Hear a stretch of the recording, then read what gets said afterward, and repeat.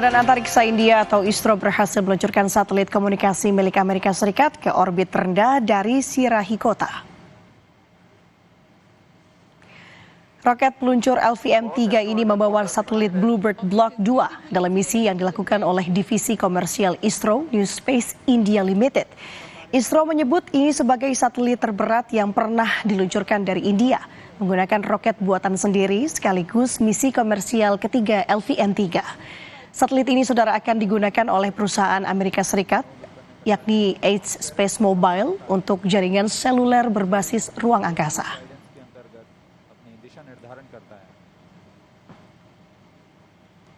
Today's mission has brought yet another important glory to the India. This is the heaviest satellite ever lifted from Indian soil using a Indian launcher. This is also the third fully commercial mission of LVM-3 and the vehicle has demonstrated its excellent track record.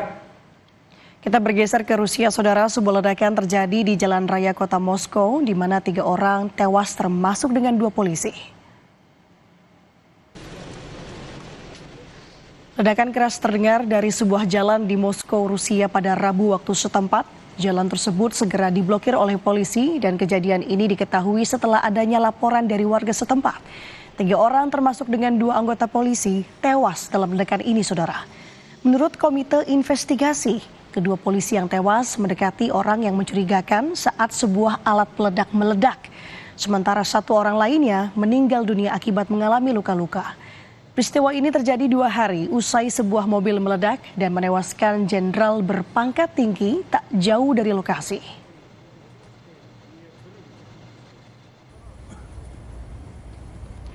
Sebelumnya 3 orang termasuk dengan 2 polisi tewas dalam ledakan di Moskow pada Rabu kemarin. Saat ini polisi tengah melakukan olah tempat kejadian perkara atau olah TKP di lokasi kejadian. Otoritas setempat menuding Ukraina di balik ledakan tersebut. Ini merupakan pembunuhan ketiga terhadap seorang perwira Rusia dalam setahun terakhir.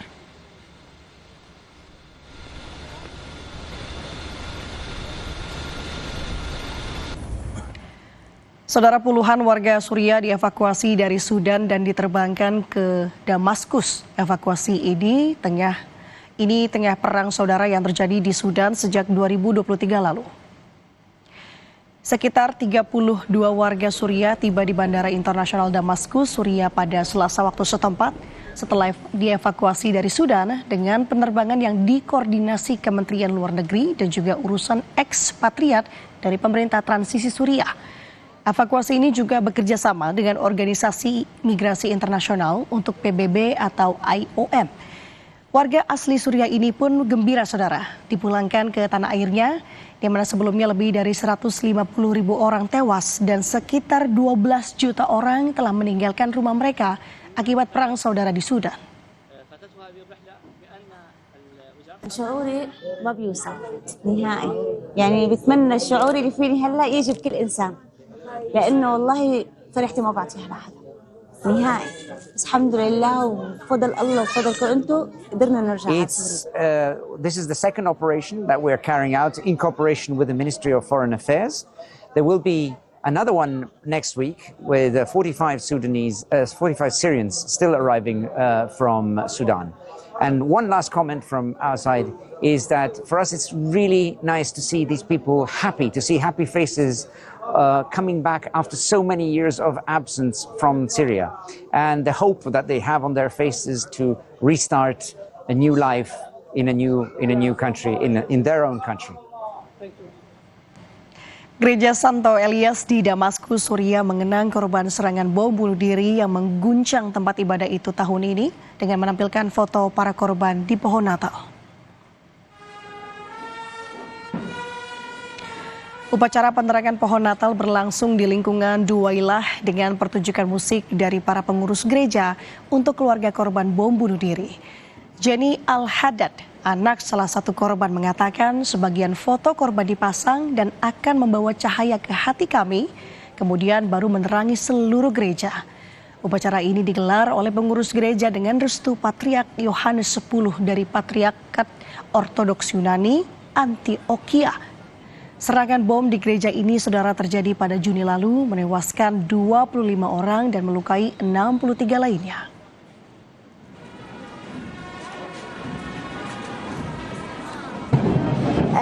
عندي كتير مشاعر حب حزن أكيد الفراق بيوجع بس وقت نكون عم نعيش إيماننا صح هو بيعطينا الرجاء التفاؤل. أبي معروف مكانه بالكنيسة، ما يعني هذا المكان هو دائما بيقعد فيه، مستحيل يفوت أي قداس.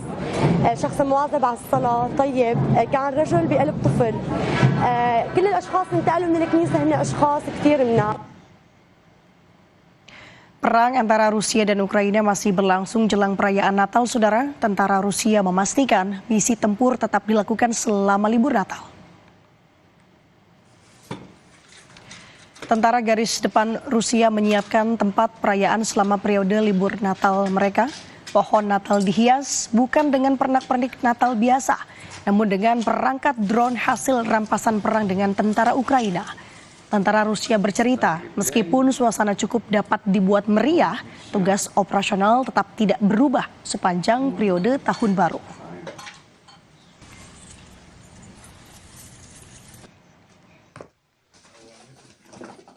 Все время между боевыми задачами нарядили елку. Ну, так как не было у нас главного елочного украшения елочной звезды, в качестве елочной звезды использовали трофейный FPV-дрон противника. Настроение поднимается, конечно, хочется праздника. Вспомнил о доме.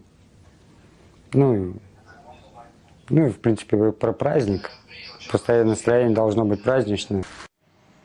Kita bergeser ke Spanyol, saudara. Semarak menyambut Natal, warga Madrid menggelar lomba lari sambil berkostum Sinterklas untuk acara amal. Jalanan ibu kota Spanyol dipenuhi ribuan pelari berkostum Sinterklas serta anak-anak yang berpakaian kostum peri. Di tengah salju serta guyuran hujan, peserta tetap antusias untuk berlomba sejauh 4,5 km untuk acara amal. Setiap €1 dari biaya pendaftaran ini akan disumbangkan untuk proyek Early Childhood milik Palang Merah Spanyol.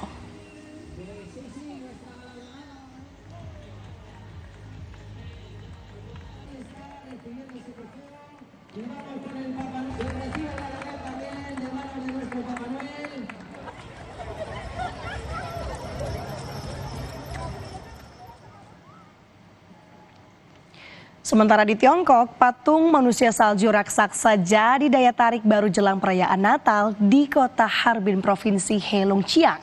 Patung manusia salju ini memiliki ketinggian 19 meter, panjang 14 meter, dan lebar 11 meter yang diukir dari 3.500 meter kubik salju.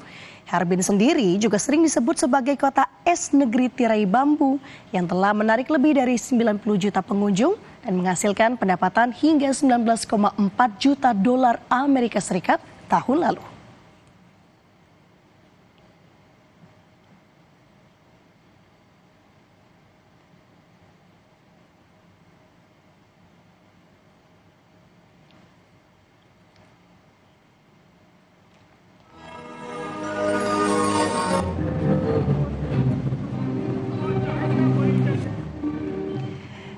Kita bergeser ke kota Seoul, Korea Selatan yang berkilauan jelang Natal dan juga Tahun Baru.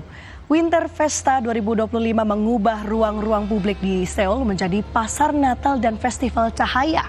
Selain mendapatkan pengalaman cahaya yang imersif, pengunjung juga bisa menikmati suasana taman tepi Sungai Han dengan stand-stand bertema liburan musim dingin.